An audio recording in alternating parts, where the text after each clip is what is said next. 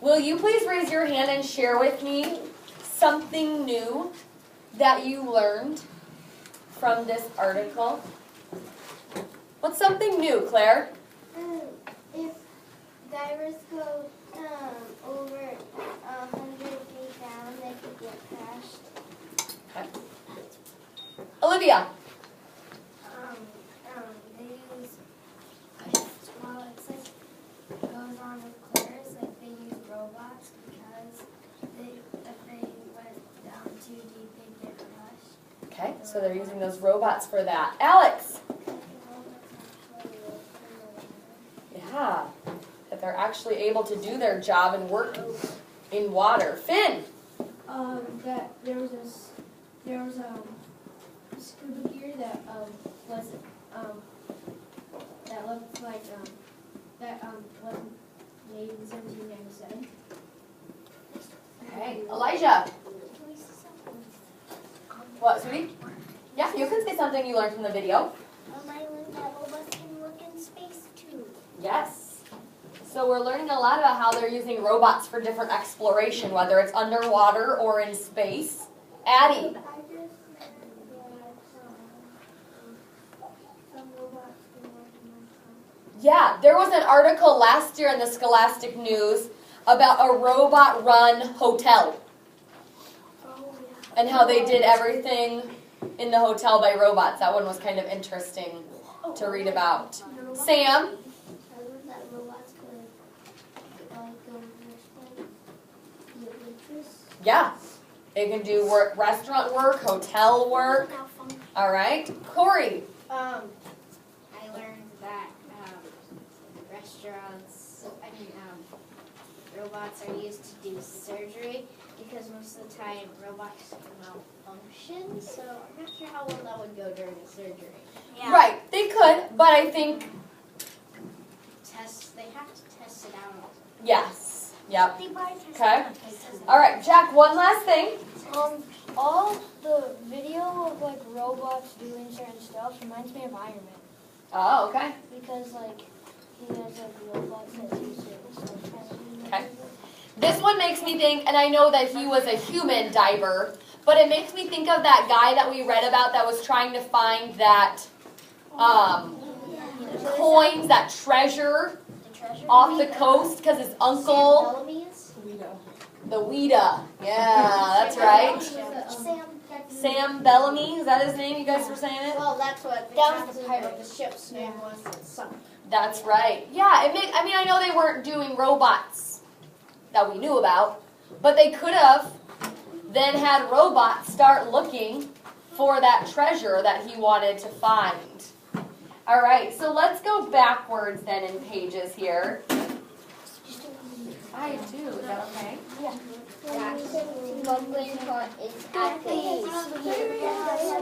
All right. We're going to go start at saving the slippers. He just got there sitting on Rose's desk. All right, voice volume 0. It's going to get started here in just a minute. Raise your hand if you've been to Washington, D.C. Raise your hand if you were in the Smithsonian. Do you remember going into the Smithsonian? One of their museums? News shorts, saving the slippers. A museum raises Pause. to compare the world's most famous pair of shoes.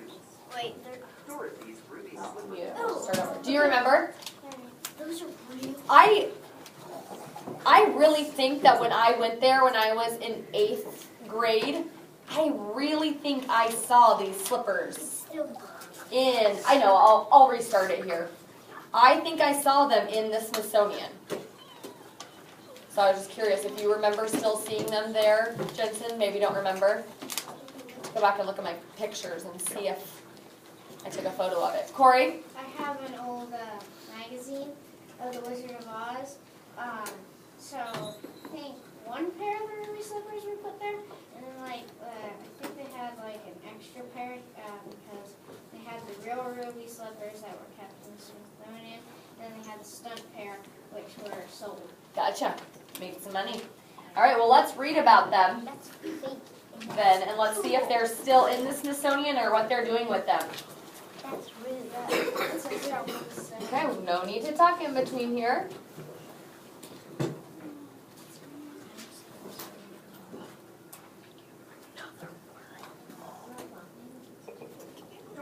Saving the slippers. A museum raises money to repair the world's most famous pair of shoes. Dorothy's ruby slippers are off to see the repairman. The shoes Judy Garland wore in the classic 1939 movie The Wizard of Oz are in need of a major makeover. The slippers were donated to the Smithsonian's National Museum of American History in Washington, D.C. in 1979. They're one of the most popular exhibits at the museum. But being on display for so many years has taken a toll. Some of the sequins are falling off, and the red color is fading. Repairing the famous shoes won't be cheap. Museum officials estimate it will cost a whopping $300,000. To raise the money, the museum started a campaign on Kickstarter. That's a website that funds projects through online donations. The museum reached its goal in only 7 days, thanks to donations from more than 5,000 people. Donations poured in even after the goal was reached. More than $340,000 was raised. The museum will use much of the money to fix the slipper's soles and reattach the sequins. It will also create a special temperature-controlled display case to prevent further damage. The extra $40,000 will be used to restore the costume of Dorothy's friend, the Scarecrow.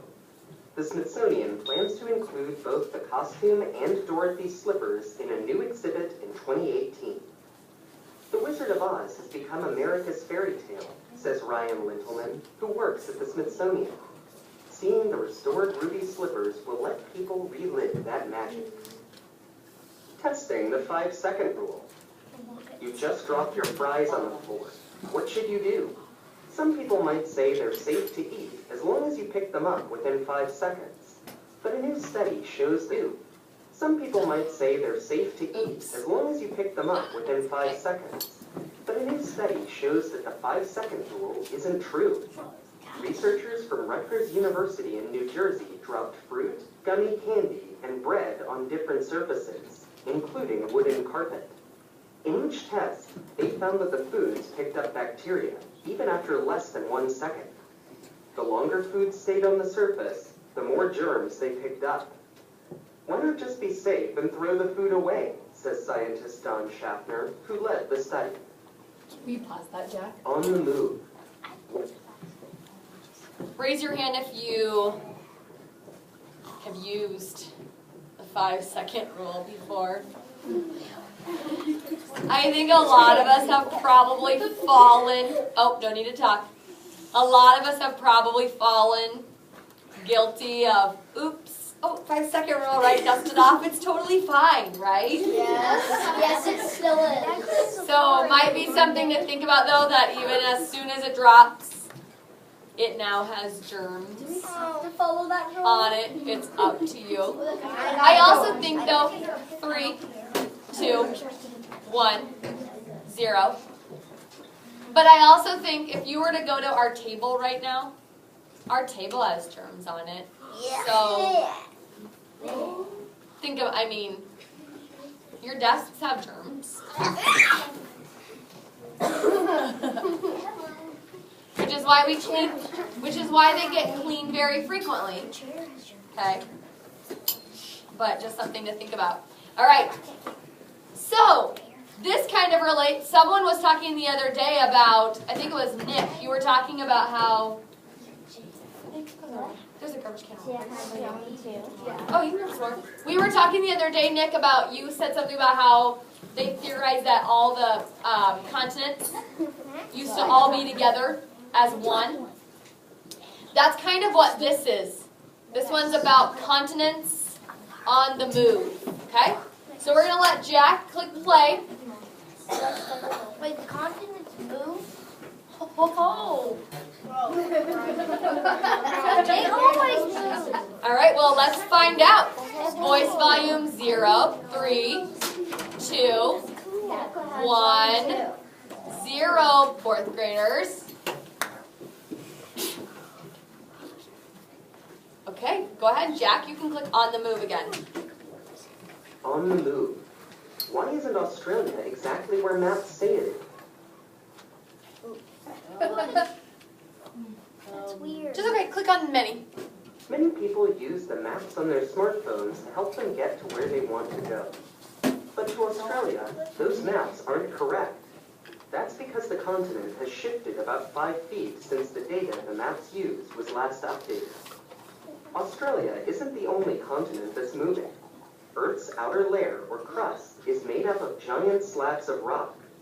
These slabs, called tectonic plates, fit together like pieces of a jigsaw puzzle. The plates are always moving, though very slowly. Australia just happens to be on the fastest moving plate. It drifts almost 3 inches each year. The movement is causing problems with Australia's global positioning system, GPS. Smartphones and other It's okay. It's okay, just click The on. devices use GPS to track our exact location. But the GPS data used to create maps in Australia hasn't been updated since 1994.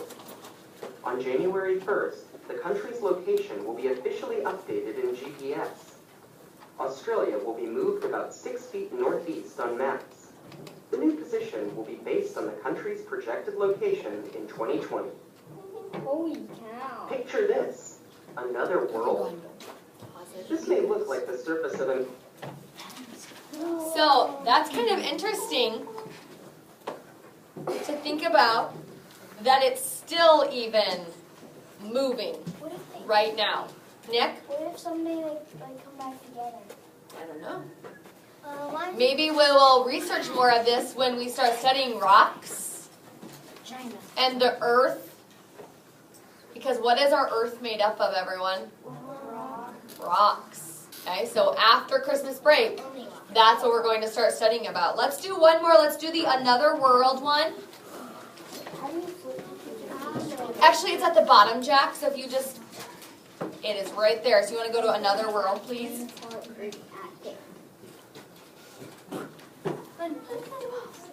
All right, go ahead and click on Another World, and it'll start reading it to us one more time. Another world? This may look like the surface of another planet, but it's actually in northern Arizona.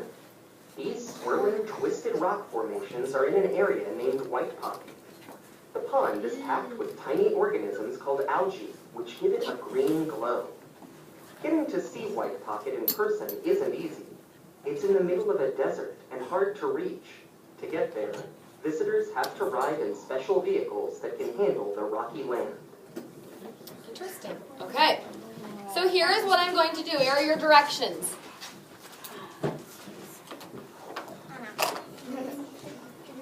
Okay. We did not finish all of the Scholastic news. If you would like to read page 6, which is a chat with the First Lady, so it's like kid reporters like your age, go and ask Michelle Obama questions, and she answers and they write it down. And if you want to do the debate on your own, see what people say about what's better, fiction or nonfiction. Okay? You guys can read that during Read to Self. If you do not want to, it goes into your take-home folder, okay, or the recycle bin. And then if you're not reading this, you are getting out a book for Read to Self time. Devin, will you turn on our lights for us?